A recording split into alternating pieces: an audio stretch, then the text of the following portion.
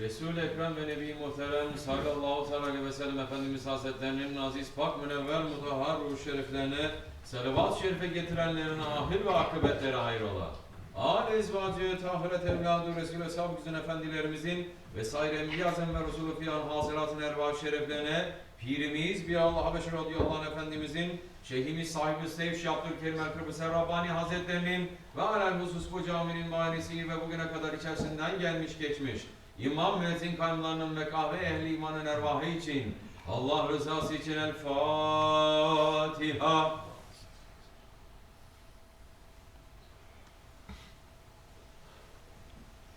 Euzubillahimineşşeytanirracim. Bismillahirrahmanirrahim. İnnallâhe ve melâiketehu yusallûne alen-nebi. Ya eyyühellezîne amenû sallu aleyhi ve sellimû teslîmâ. Allahümme salli ala seyyidina Muhammed ve ala seyyidina Muhammed. Allahu Ekber, Allahu Ekber, Allahu Ekber, Allahu Ekber. Eşhedü en la ilahe illallah. Eşhedü en la ilahe illallah. Eşhedü enne Muhammeden Resulullah. Eşhedü enne Muhammeden Resulullah. Hayya ale's-salâh. Hayya ale's-salâh. Hayya alel-felâh. Hayya alel-felâh. Allahu Ekber, Allahu Ekber. La ilahe illallah. Elhamdülillah, elhamdülillah. Elhamdülillahi Rabbil alemin. Ve salatu ve selamu ala Resulina Muhammedin ve ala alihi ve sahbihi ecmain. Nahmedullah Teala ve nagstaghfiru ve eşhedü en la ilahe illallah vahdehu la şerike leh ve eşhedü enne seyyidina Muhammeden abduhu ve habibuhu ve resuluhu sallallahu aleyhi ve ala alihi ve ezvacihi ve sahabi tabi'il hulefa'ir raşidin mahadin min ba'di ve zemmet ala tahkik huzum min fa'allamati hulefa'ir rasul ala tahkik umara'l mu'minin Hazreti Ebu Bakr, Umar, Osman ve Ali ve ala bakti sahabi tabi'in ridvanullah Teala aleyhim ecmain. Ya eyyuhel mu'minul hazirun İttakullaha Teala ve te'innallaha ma'allezine tekvellezine hum muhsinun. Elhamdülillahi Rabbil alemin. Salatu ve selamu ala eşrafil enbiya ve mursalin. Seyyidina Mevlana Muhammedin ve ala alihi ve sahbihi ecmain. All praises are due to Allah, Lord of the universes. Allah subhanahu wa ta'ala is saying in the Holy Quran, Bismillahirrahmanirrahim, O you who believe, fear Allah. And let every soul look to what it sends forward for tomorrow. And fear Allah. Indeed, Allah is informed of what you do. And don't be like those who forgot Allah, so He made them forget their own souls. Such are the evildoers.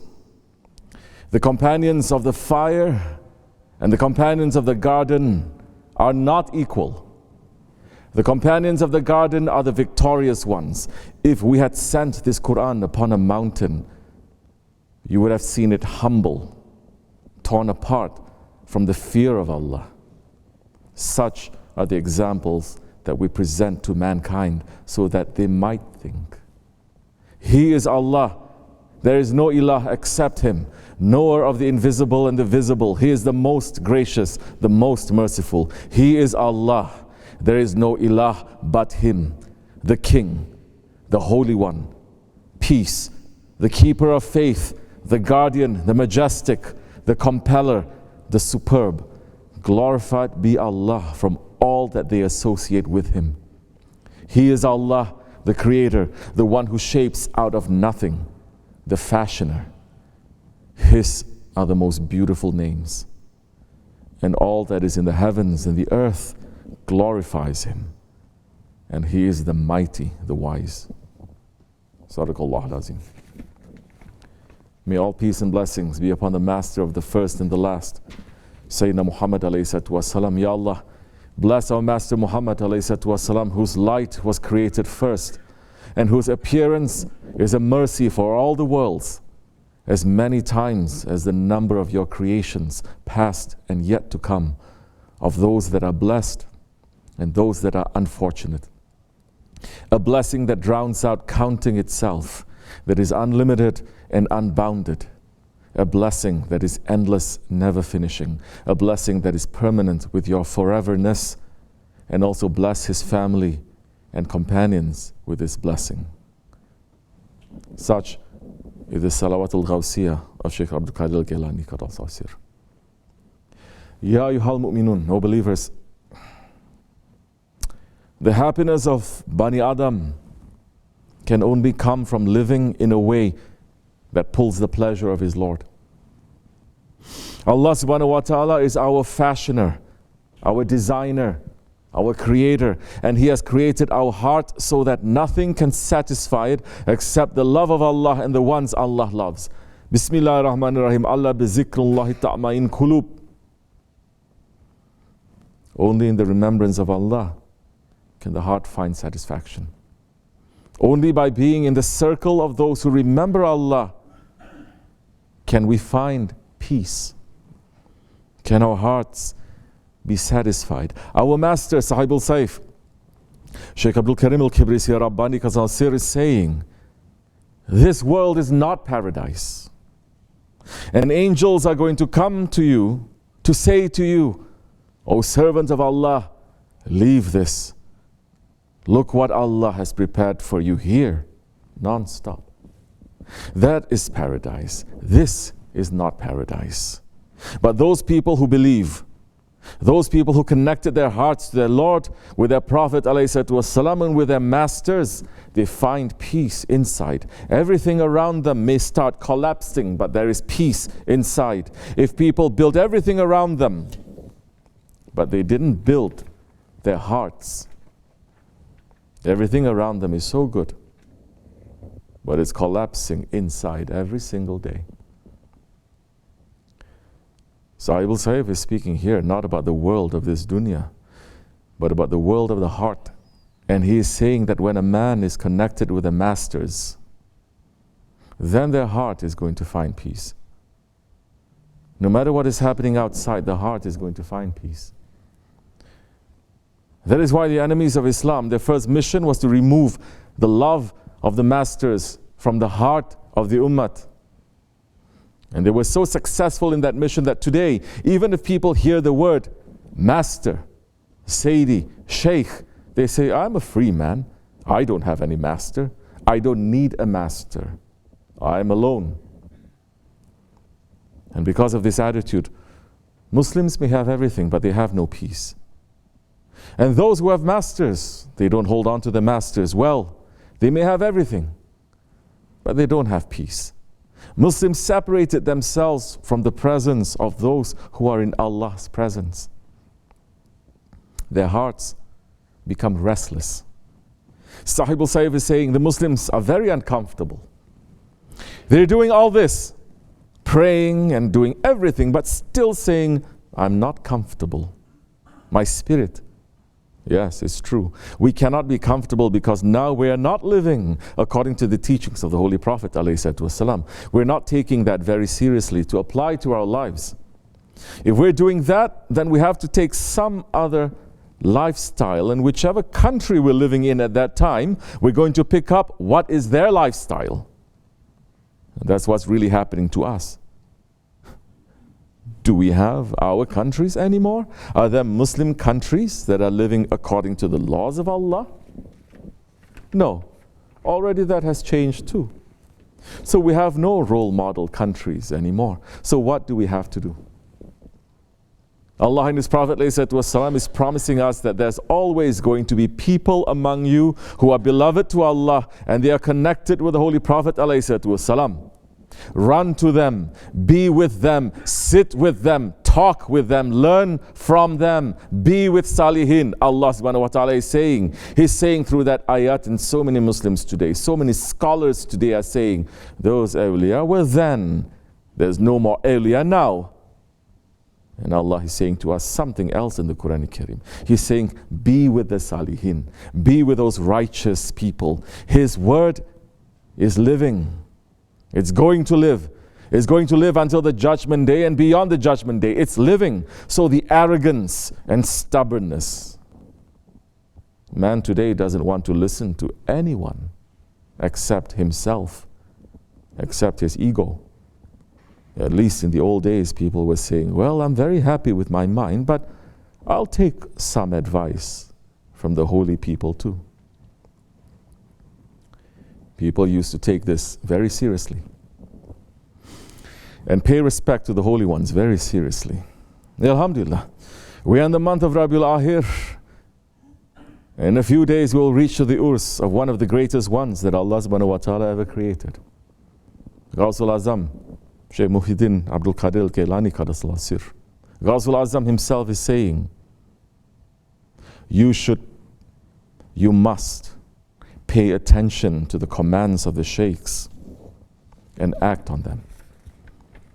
They will guide you on the path of Allah, since they have already traveled on this path. Today there are many people who say, I follow Ghawsul Azam directly, but even Ghawsul Azam is saying that every person needs a living guide.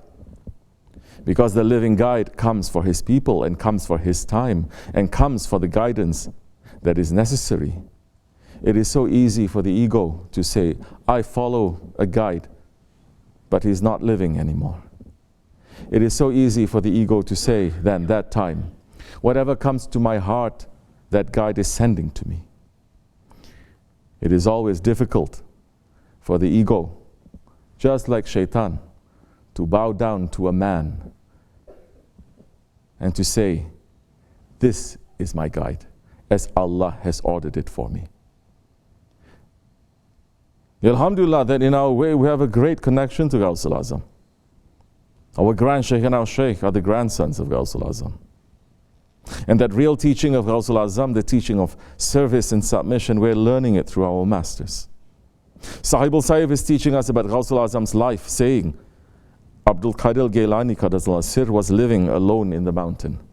He wasn't running to find food or other things. He was keeping himself busy with Allah. He wasn't worrying and running to pay rent or work, saying, I need this and I need that. No, he said, Allah is going to provide me with what I need. If it's necessary for me, then He is going to. That was the submission that he had.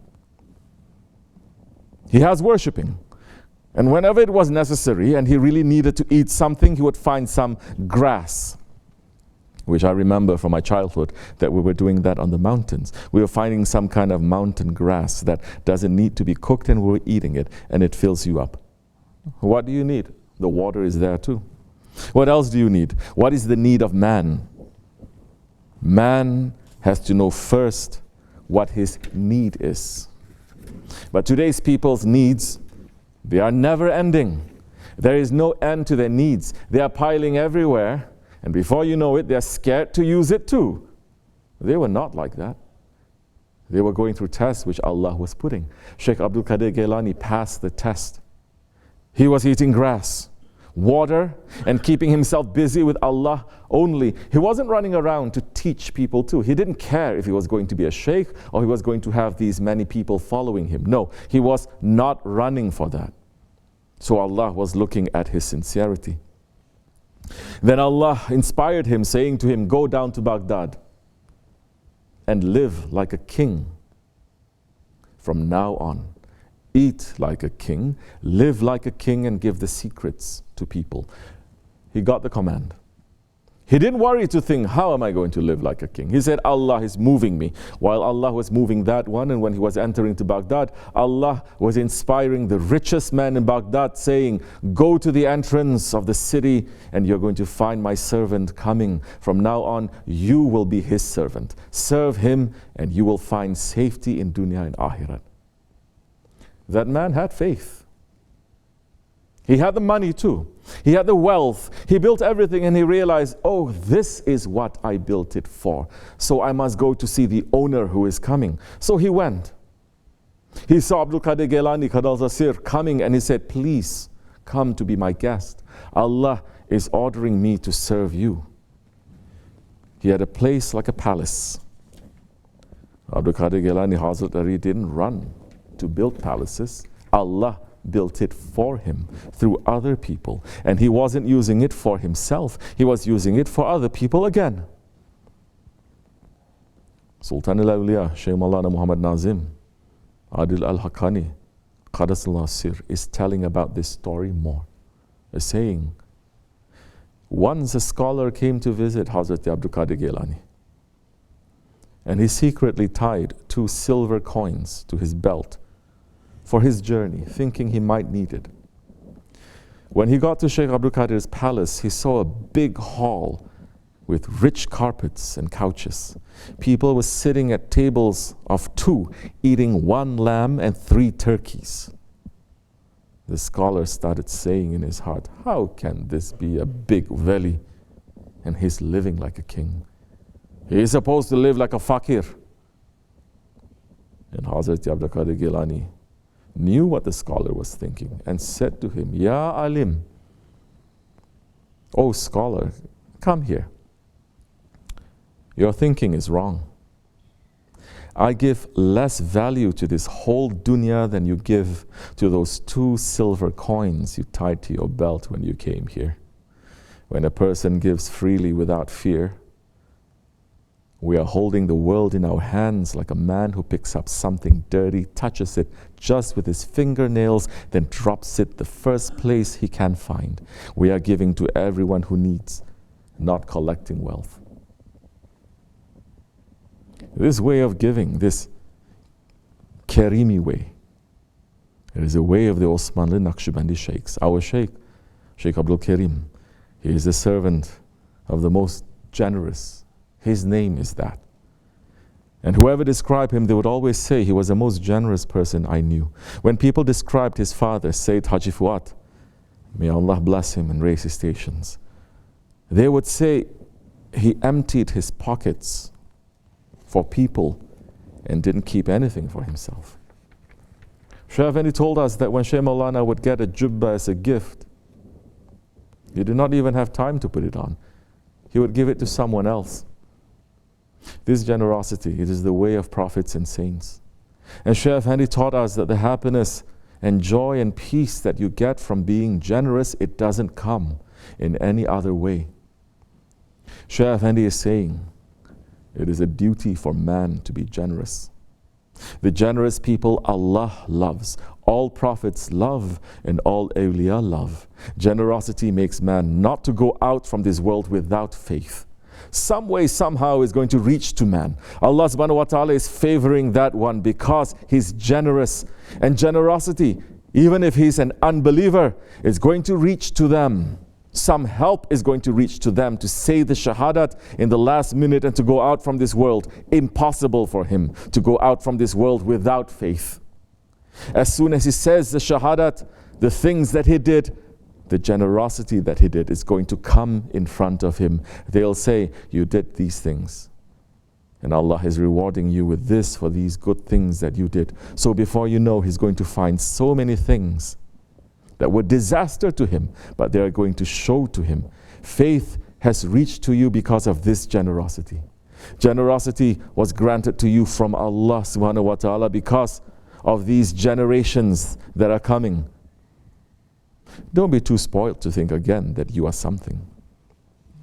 And because you did this generosity to this person and this one was beloved to Allah, his prayer reached to you and that prayer saved you. That prayer is the one that saves the man. If you are a stingy one, you may pray a lot. You may do so many worshiping. But there's a big danger waiting for you. You may go out from this world without faith if you are a stingy person. It's because you are being stingy in the mulk of Allah subhanahu wa ta'ala, which is not yours. Nothing is yours and you are pulling to yourself. And Allah doesn't like that. He doesn't want that from His servants. Generous ones are reaching. The stingy ones, even if they do something, because of their stinginess, even though they did it, but their heart is hurting. Even if they did something great, instead of getting lots of reward, they may get a lot of punishment for it. And the words of the friends of Allah, they speak the truth. And may Allah save us for stinginess. Generosity is not just with money. Stinginess is just not with money. A generous man is generous with himself, with his time, what he has, what he enjoys, what he likes and what he loves. He shares and he gives and he sacrifices. A generous man is generous with himself, with his time. A stingy man gets upset to share anything from himself with others. They would not even smile at you. Holy Prophet ﷺ even said, the person who hears my name mentioned and doesn't recite salawat for me, that person is bakhil, that person is stingy. So this lifestyle that they're teaching us, this Osmanli Nakshibendi lifestyle, it is to teach us to be generous with each other.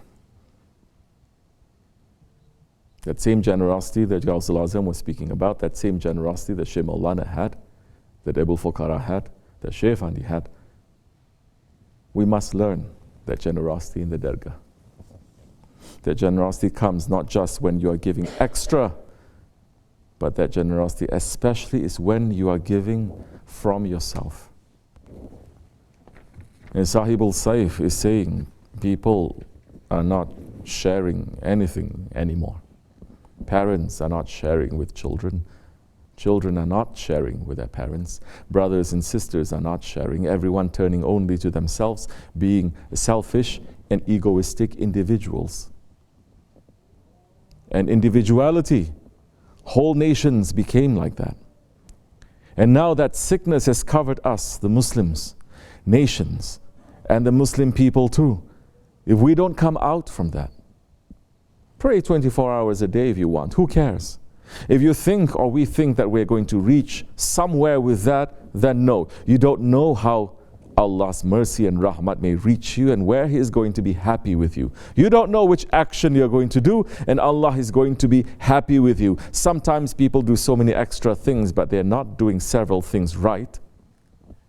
And they're not reaching anywhere. But if you make one small thing, maybe you will make Allah to be pleased with you. And if Allah is pleased with you, everything around will be pleased with you. When people become familiar to each other and they start loving and respecting each other, you cannot find problems anymore. The problems will go away. And if one has a problem, the other one has a solution.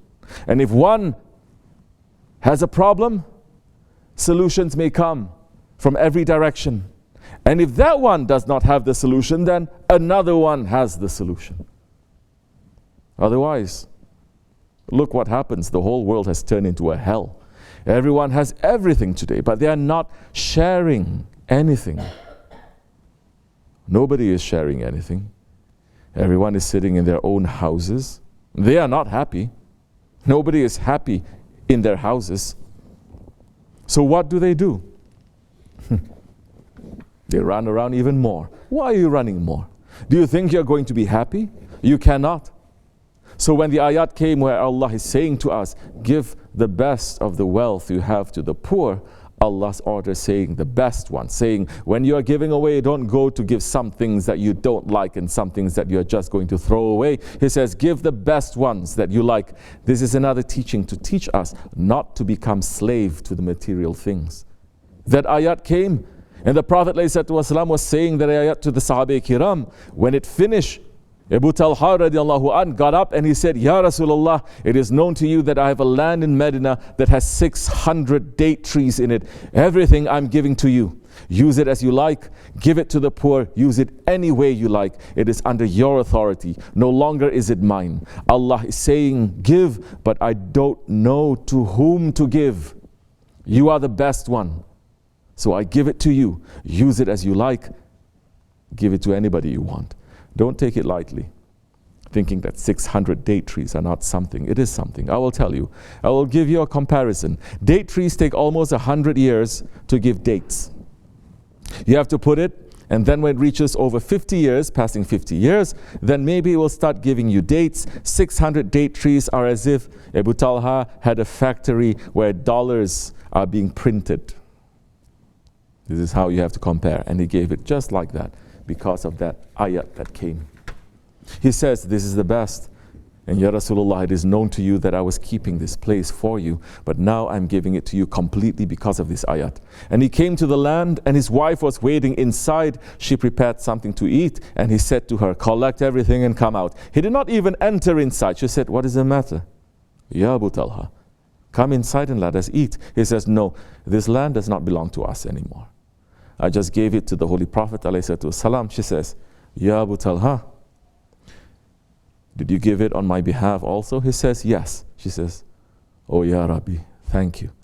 This is what I was thinking all the time. Ya Abu Talha, I have been seeing the poor people in Medina, and I was thinking maybe we should give this to the poor people. So I'm very happy now, and I'm coming out. And they left it to the Holy Prophet, and the Holy Prophet ﷺ fed the whole of Medina with it. These people would not only give their lands, they would give their lives to the Holy Prophet. Allah gives to everybody, but Allah gives to everybody through the hands of others. And maybe Allah subhanahu wa ta'ala will make you to hold the risk of another 50 people. If you're holding on to it tightly and not giving, then maybe these people's hearts will not be too happy with Allah, although they are praying, and in the judgment day, you will be responsible.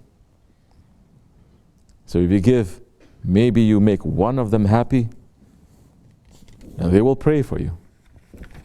And the best people whose prayers are accepted are the poor, who are not complaining and who are fasting. They are hungry. That is the time that their prayer is accepted. Whatever people give, whatever they invest, that is what they will get in the end. Nothing will be lost in the book of Allah. It may be lost in the books of humans. You may do something to somebody and later they do not appreciate, and they scream, they curse, they fight with you. That is another test that Allah is giving to us. We are not too happy about it, but we are not going to sit and calculate and fight. But you will see, and you will find that in your books in the hereafter. And the words of the awliya Allah, they speak the truth. This Karim Sifat, this generosity is our inheritance from the Sahabi to the Salihin to our grand Shaykhs, and now it is coming to us. We saw Shaykh Efendi live this generosity, and now we must spread this generosity. It is for us, it is for our children, it is for our grandchildren until Judgment Day. This is our responsibility. This generosity is also our inheritance from our Ottoman grandfathers. Because for the Ottomans, the generosity was a pillar of honor that held up the tent of Sultanate, from the highest to the lowest in society. Every time the Sultan would commission the building of any masjid or any imperial structure, he would make sure that attached to it was a soup kitchen and a school. And this soup kitchen and this school is not in the backyard or a hidden part of the masjid. It is right in the entrance of the masjid, of the jami, of the madrasa, of the palace. At the entrance to the Topkapi Palace was an area where wealth and food would be distributed non-stop, and the people would take and pray for the Sultan. Even the mothers of the Sultans, with the halal wealth they had, they would build masjids in orphanages. Simple people, when they would pay for their bread, they would pay the debt of others who could not pay. The Ottomans were so generous, and Allah gave them so much that they were giving charity to non-Muslims. They were being generous in taking care of wolves in the winter so they wouldn't starve. And you will see this characteristic of generosity and gentleness and rahmat even in the stray dogs and the wild cats in the city of Istanbul. None of them have the look of wildness about them. Every one of them are gentle and beautiful. And if this generosity can affect wild beasts, imagine how it's going to affect the one that Allah has created in Ahsani Taqwim. And when generosity is removed, teachings of sharing is removed, the one who is in Ahsani Taqwim becomes lowest of the low, becomes like animals and lower than the animals. And they may have palaces, but there is never any satisfaction or any peace, and they want to steal even from the orphans. And this is what we are seeing in this world right now. What the Ottomans brought, it was a living connection to Allah's friends. The Ottoman palace, it was like the palace of Shaykh Abdul Qadir Jilani. They didn't keep for themselves, and they saw the dunya as something dirty. They only wanted to use it to have the pleasure of Allah. That is why the Ottomans had the honor to be the ones who built the dome over the tomb of Ghawsul Azam. And that's why all over the empire was written, Ya Hazrati Pir Abdul Qadir Jilani.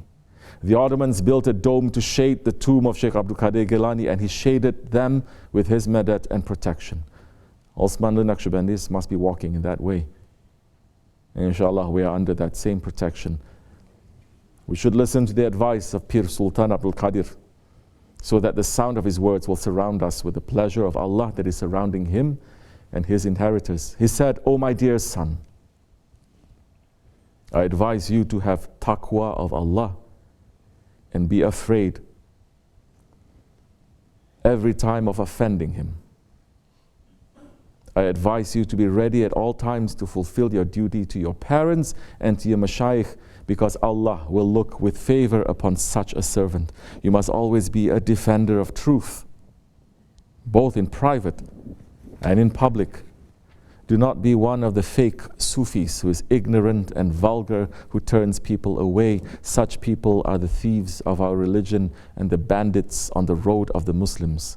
Have the best adab with your fellow creatures and always be humble with them. Because Rasulullah ﷺ is saying, if a person is humble, Allah will raise him. But if he is arrogant, Allah will put him down. You have to always have good manners.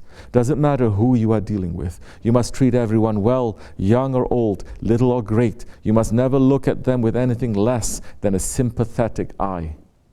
Oh my dear son, you must divorce the dunya, because chasing it means losing your religion. Fast and pray and make dua. Make the dervishes your friends.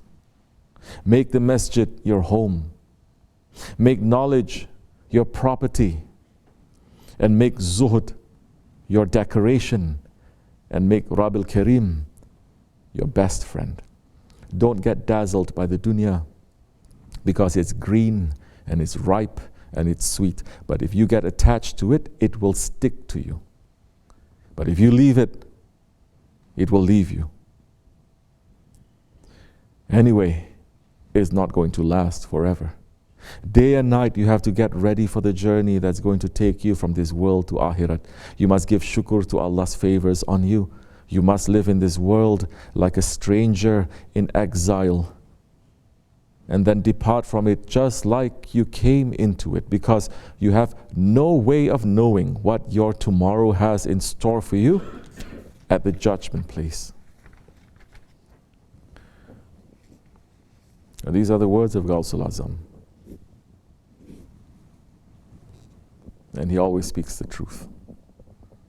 They are the same words we're hearing from our Shaykh, because they are giving us the pure water from the same divine ocean. May we stay under their protection. May we be generous ones. May we be good adept ones. May we be the ones whose hearts are soft for the ummah. May we be the ones whose hearts are hard for batil. May we be the ones who don't forget the ummah. May we be the ones who are given help so we can help the ummah. May zulm come down May the evil ones come down. May the sincere ones have more authority. May we be under the dome of our Shaykh. May we reach the Mahdi alayhi salam for the sake of Ghawsul Azam, for the sake of our Grand Shaykh, for the sake of SahibulSaif. Amen. Astaghfirullah. Astaghfirullah. Astaghfirullah al-azim al-azim la ilaha illa huwa al-hayyul qayyum wa atubu ilayh. لا إله إلا الله وحده لا شريك له له الملك والحمد لله شيء كثير لا إله إلا الله وحده لا شريك له له الملك لا إله إلا الله وحده لا شريك له له الملك لا إله إلا أنت سبحانك كنت من الظالمين لا إله إلا أنت سبحانك كنت من الظالمين لا إله إلا أنت سبحانك كنت من الظالمين سبح قدوس ربنا رب الملائكة والروح سبح قدوس ربنا رب الملائكة والروح سبح قدوس ربنا رب الملائكة إن دين عند الله الإسلام قام الصلاة الله أكبر الله أكبر الله أكبر الله أكبر أشهد أن لا إله إلا الله أشهد أن لا إله إلا الله